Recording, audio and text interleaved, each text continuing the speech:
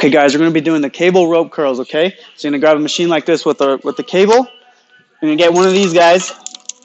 It's a rope, okay? You're going to throw it on. Okay, first thing you're going to do, you're going to grab it just like this, okay? Pull it up. You're going to go up. You're going to go through your body if you can. So what you want to try to think about is going up and squeezing out towards your body. That's going to get a full squeeze, okay? So you're going to grab it. Everything's tight. You're not moving anything else but your biceps. You're going up, squeeze, down 3 seconds. 1, 2, 3. Flex those tris. That's going to give you a full extension on the bicep. Up, squeeze. 1, 2, 3. Triceps up. 1, 2, 3.